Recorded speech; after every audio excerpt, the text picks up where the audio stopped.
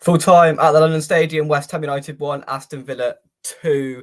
First game in the new Julian Lopetegui era ends in defeat as Unai Emery gets the better of our new man. And yeah, look, I'm not too disheartened. I'm frustrated. That's the one I'm going to use. I'm frustrated, but not disheartened, to be honest, because I could see a clear indication of what we're going to have going forward, and that was better football. And I was glad to see that. There's a couple of minor irritations, some more major irritations from that I'm going to take tonight. And I'll talk about those a little bit later on. But the story of the game, pretty simple. Defensively atrocious to start with. It's just like they hadn't met each other, and like we can't even blame it on new signings because the people at fault weren't new signings really. Stood there like statues, not marking men, and then looked shocked when the big 6'5" bloke comes running in and heads it in with a free header. Pathetic defending, absolutely pathetic, and that started things off on the wrong foot before we started. Just as we started, really, I thought that was embarrassing, defending from a corner. And then we managed to get into the game a little bit more. Villa took all of the early stages, and really by half time, they could have had 3 or 4 or even 5. Some of the chances that they squandered, Villa, if that had come back to bite them on the backside, they'd have been absolutely livid because, there were so many chances. There was practically an open goal missed and other efforts that should have been converted that weren't, which offered an opportunity, which offered an inroad back into the game for West Ham, which came courtesy of a penalty. Now, some people are calling it controversial. I don't think it's controversial at all. He's got a slight touch on the ball, but no major deviation, no major effect of the movement of the ball. It was very minor, and he's took Souček out. I don't see the issue. I don't see why people are moaning. If I'm totally honest, in this day and age, in this current era of penalties being given, it's a penalty. There's no doubt about it. It is a penalty, and I don't understand why people are getting annoyed about that. And Paqueta coolly, calmly, collectively puts it into that left-hand corner really well. We sort of had a bit of a battle with Martinez, sort of stopped and stuttered, and came to a complete standstill at one point, and managed to mentally get the better of Martinez, and it was a really, really good penalty. And then the second half came around, and overall we were lucky to go in level, I thought, and we were quite fortunate to be level at that stage. And I thought we got better as the second half went on. They even mentioned on commentary that I thought we were the better side for the first 20 minutes of that second half. And if there was going to be a team to score, it looked like it was going to be us. I was calling for changes, and they were made with 20 minutes of normal time to go. And pretty much, I'm not saying it's down to the changes, but pretty much from that moment on, it all went downhill. And who else but John Duran, flipping John Duran, scores the goal to take all 3 points back to Villa Park. On balance of the game, they probably deserved to win. And if Souček puts that chance at the end, it would have felt like stealing a point, to be honest with you. But I mean, a few minor irritations that I had. Firstly, with the lineup, I'd have started more of the signings. We didn't see that, and I was quite shocked. I was taken aback at there were 6 of them on the bench, which shocked me. I expected Wan-Bissaka to be there, and I expected Todibo to be there as well, but neither of them were. And a couple of others as well, Fulkrug maybe, but depending on fitness, look, it is what it is. Souček can't play for West Ham. I'm sorry, he just can't.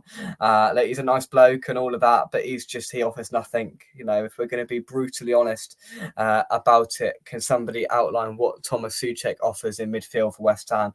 Physicality, not really. He can head the ball. Absolutely, yeah, but that's not enough. That's not enough in a team and in a sort of position that we're trying to build here at West Ham. And how we missed that chance at the end, I've got no idea. Genuinely, I've got no idea. He's literally managed to slice it over the bar from 1 yard out, right? It's harder to miss that than it is to score it. How has he not put that in? I am genuinely flabbergasted. That would have been an absolute robbery of a point, don't get me wrong, but it's a point that we probably should have at this moment in time. He just volleyed it and he just sliced it. I don't know how he even got it over the bar. Antonio wasn't too much better either. He offered very little.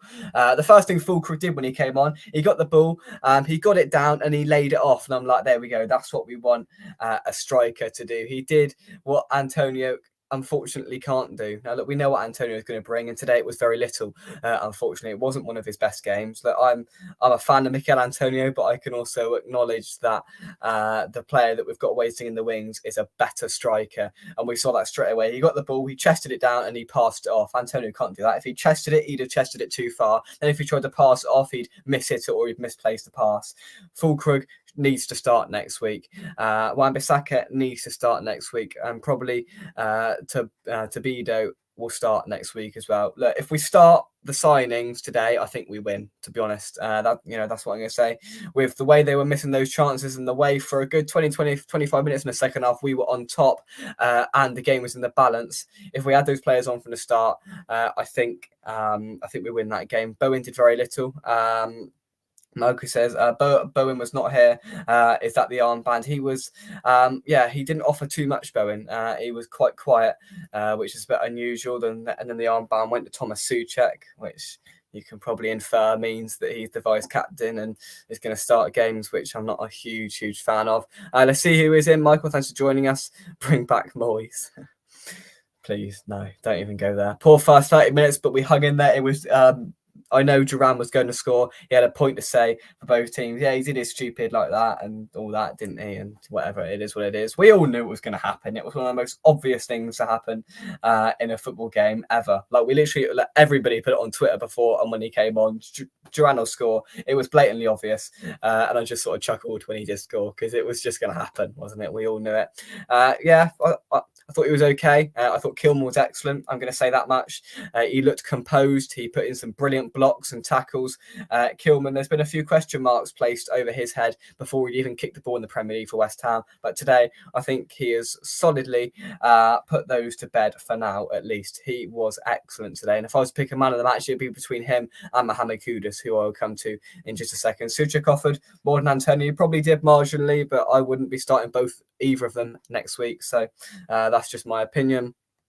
A bit of flair going forward without looking a threat. Kudus was the main outlet of attacking quality, which there's nothing new there. And I think when you've probably got Fulkrug in the middle and you've got Bowen firing, which he wasn't today, unfortunately, then I think we can cause some real problems to most teams in this league. And there were some really nice moves today, some really good attacking moves, and hopefully that can just progress on. It was never going to be perfect today.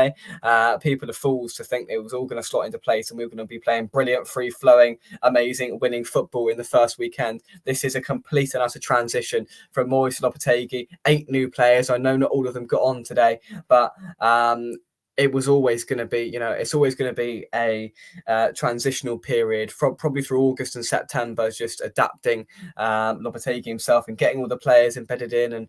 And overall, look, let's not forget today we were without Alvarez, probably one of our most important players last season in defensive midfield. He wasn't there today. Last season, if you take Alvarez out of that team and you play, we fall to pieces. We didn't fall to pieces today, and we still had Souček in the midfield. Well done, Guido Rodriguez. I didn't see him do anything wrong. I didn't see him do anything right, but I didn't see him do anything wrong. A steady debut in the English Premier League for Guido Rodriguez. Hopefully he's a player that can gain confidence and can get better and better as the games go on. He was put faith in by the gaffer today, one of just 2 of the signings who started from the start today, and I don't think he did anything wrong. He wasn't absolutely amazing, but put in a solid display on debut in the Premier League. Let's have a look here. Andy, thanks for joining us. I hope you are well. Gary says, hey, I'm not sure if it's too much pressure on Bowen. Not all the players can take the pressure. I did wonder, is he up to the task with the armband? I know it's silly saying that, inside the first game, but he wasn't anywhere near his best today, Jarrod Bowen, and hopefully that can change come next week. Sharky, hope you're well. Good start to the season. Fellow Hammer, 37 games to go. Come on, you Ryans, we'll be all right. Yeah, I don't mind that comment. I like it. We'll be all right. There's no cause for immediate concerns with that today. Villa will be in and around there in the Champions League side. And yeah, you could probably argue for that 20-25 minute period in the second half that it was there for the taking. We didn't quite grab it, but we should have been 3 or 4 down in the first half, and we were fortunate not to. Next week they should be working on defence, or they should be working on defending corners, because it was an absolute abomination, that first goal. I literally couldn't believe what I was seeing, the way we defended that Onana goal. So that is something to work on the training ground next week and try and deal with ahead of Palace away. I think it is next week. I've got the fixtures here. Is it Palace? It is Palace next week. So yeah, all good. Mike says Dino's looks solid. I can see a back three potentially. I mean, that happened towards the end to incorporate Tobido into it, didn't it? Mavropanos didn't do too much wrong today. Overall, I thought the defenders, in gameplay, Kilman, Mavropanos, I thought they were okay. Soufal not great. Wan-Bissaka is going to come in there, isn't he? Emerson okay, but I mean, collectively together, Antonio losing the man and overall defending from corners was not a strong point today, and it needs to be addressed. Our member for 31 months, thank you very much, Sharky. Duran, it was always going to be him, absolutely. Mavropanos needs to wake up. He had a couple of dodgy moments. He always does. We know what we're going to get with Mavropanos, but I don't think he was as awful as he has been in some games, if I'm honest. It's a long way to go. It is, Andy. A long way to go. Villa lost 5-1 last season and finished 4th. We need to beat Palace now. I'm not going to say we need to beat Palace, but we need to pick something up, I think. We can't go there and lose. It's not a must-win. It's probably a must-not-lose this early on in the season. You go 2 games, and then what we got after that? We've got Man City after that, so we're going to lose that. So really, yeah, it's a must-not-lose game, because all of a sudden, if we lose to Palace next week, then we're most likely going to lose to Man City. We've gone 3-0 pois.